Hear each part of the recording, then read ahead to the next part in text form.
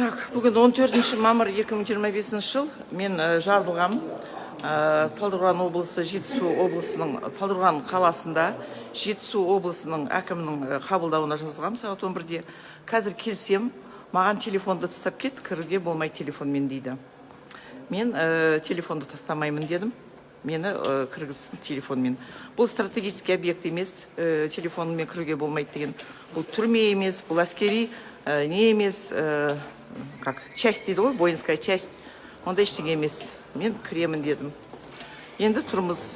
Онда болса әкім шықсын дедім, егер әкім менен қорқатын болса. Ол шықпайды сізге дейді. Ну, конечно, біздің әкімдер бог и царь же, князьки местные. Шықсын бері қарай. Где тут? Вот так-то кажется. Так, сейчас я тогда сделаю. Маған бір нелерді көрсетті, ережелерді. Ереже бойынша кіруге болмайды телефонмен дейді. А на основании чего ол ереже десек, ештеңе деп айта алмайды. Ешкім ештеңе білмейді. Мне мына кісі маған қазір ғана келіп айтты, кіруге болмайды, вы должны подчиняться правилам. Это вы подчиняетесь правилам, а я буду подчиняться Конституции. Сол жағдай. Сол үшін тікелей эфирге шығуға тура келдім. Қазір қабылдамаса қабылдамасын, мен кірмеймін бұлай. Телефонсыз кірмеймін. Мен Астанаға министерствоға барған кезде мынандай нелер көрген жоқ, мен мынандай шынымды айтсам. Мен тұр, ну, как-то без проблем. Қанша адам келеді, кіргізе береді. Осы жазылғалы бері қайта-қайта звондайды маған қызметкерлері. Кім келеді, қашан келеді, неге ол адамдар келеді, солар жазбапсыз деп. Мен қанша министерствоға барып жүрмін, маған өсейді. Сізбен адамдар келеді ма? Мен айтам, я келеді. Кім? Ат жөнін айтыңыз, соларға пропуск дайындап қояйық дейді. Мен айтам, олар пропуск дайындап қояды, мен барамда министерствоға кіре берем. А мына жерде аким области и такие проблемы. Күнде маған звондайды, допрос с пристрастием устраивают. Қандай мәселе көтересіз? Нені айтасыз? А какая разница мен нені айтам? Мен қоғамдық мәселені айтам. Мен мың рет айттым да. И неужели нельзя было записать сразу, да? Мне осындай мәселемен келеді екен деп. Жоқ, осымен бар ғой, бір жеті звондады ғой маған, күнде звондады. Қандай мәселемен келесіз? Не айтасыз? Не айтасыз? Бір сұрағанды мың рет сұрады. Прям ашуланып тұрмшы, и ана кісілер кіргізбейміз дейді. Сонымен ана бір кісі келе алмай қалды, өйткені нағашысы қайтыс болды. Қазір бір жігіт келу керек, ол үлгере ме білмеймін. Оны кіргізбейміз деп кеше деген тағы звондап, тағы бұлданып жатыр. Мало того, что ол бұлданған, еще кешке қарай ол кісінің үйіне барып, сен барма, сен кірме деп не жасапты. Ну, қысым жасамаған, бірақ енді өтініш жасап деп айтайыншы.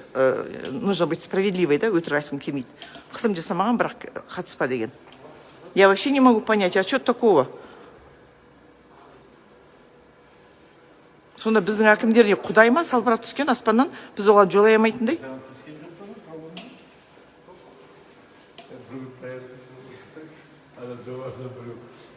Қабылдасын мені.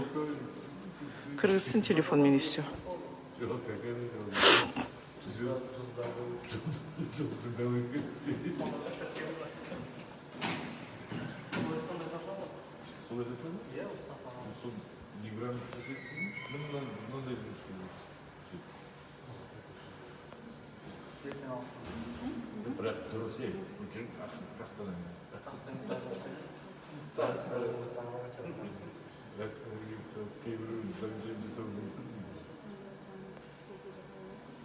Интернет өлтіріп жатыр ма, бірдеңе істеп жатыр.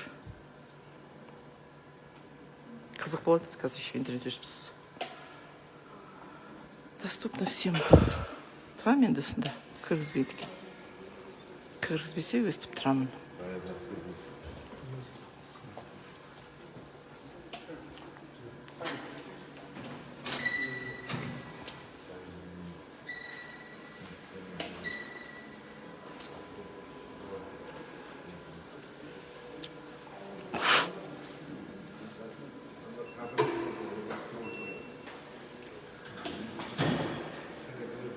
Так, шақырыңдар әкімді. Мен тұрмын, жазылғам мен. Я имею полное право, он обязан меня принять. Он просто обязан. Потом завтра у него же опять проблема будет, потому что я буду жаловаться, что меня не приняли, что я приехала, и у него будет опять проблемы, ему будут выговаривать, что народ жалуется. А я народ, я имею право жаловаться. Шақырыңдар. шықсын бері қарай.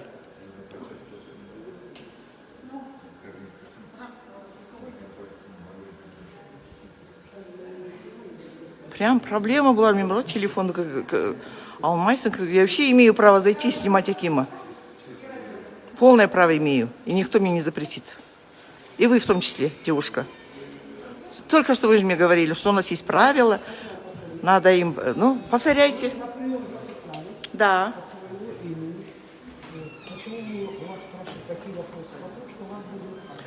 Я не говорю о том, что вы спрашиваете, я говорю о том, что это ежедневно мне звонят и переспрашивают одно и то же.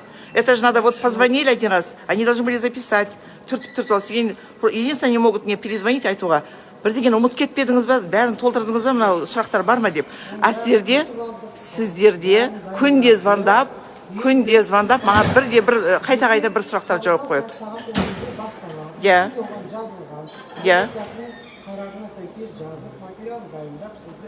Мен білемін, мені телефонмен кіргізбеймін деп жатыр.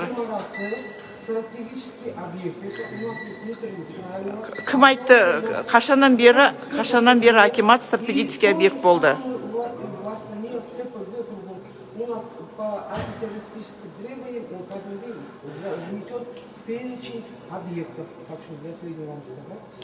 Какой приказ? Көрсетіңізші. Правиланы көрдім. Жоқ. Что это стратегический объект, көрсетіңіз маған. Нет, ладно, хорошо. На основании какого приказа? Жоқ, на основании чего? На основании юстиции или чего? Мен оны көрдім уже. На основании чего вот это правило? На основании... на основании... Не надо мне повторять, я это читала уже. На основании чего? То менімен келетін адамдарды кіргізбейді. На основании чего? На основании чего, скажите мне. Немене, қай жерде? Жетісу облысының ақпарат мемлекет мекемесі ғимаратында бұл жерде қағидасы, бұл қағида, бұл конституция емес. На основании чего мынау? Именно на основании всех наших законодательных актов разработаны. Қане, мемлекетті қорғауға жататын объекттер, кейбір мынау мемлекетті қорғау мынау объект ма? Стратегический объект па? С каких пор акимат? Мы, министерство, я езжу, да, захожу. Это вот я могла бы сказать, может быть, это стратегически. И то у них такого нет, как у вас. Почему у вас так? На каком основании? Джок. Вы меня правильно поймите. Мен министерство бірнеше министерствоға бардым, да? Сонда бір министерствода маған өстіп сіздер сияқты мынандай пихать еткен емес. Мен кіріп барып жүрмін ғой. Мені кіргізіп, мені қабылдап, телефонмен қабылдаған. Жоқ, мені кіргізсін телефонмен.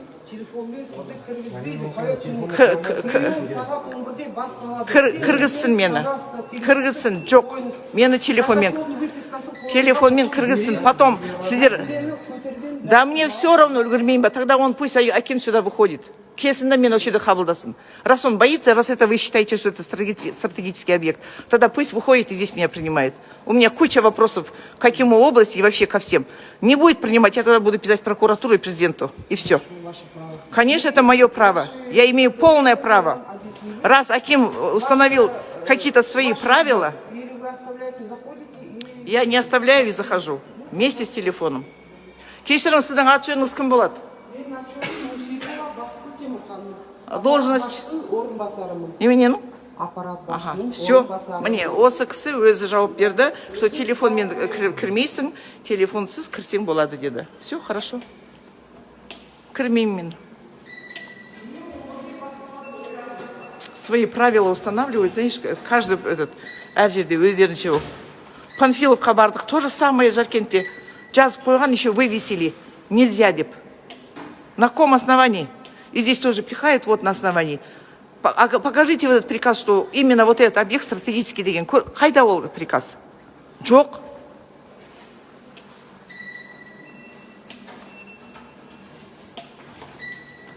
Ну ладно, хорошо, тогда в Астану поеду. В Астанаға поеду и разберусь там тогда.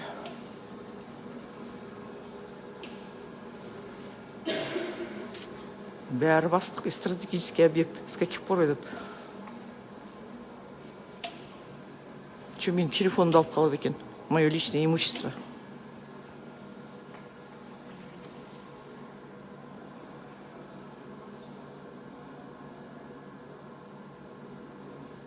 Так, мен қазір не өшіре тұрайын, қазір это нем зарядкам өшіп қалады. Сен қайта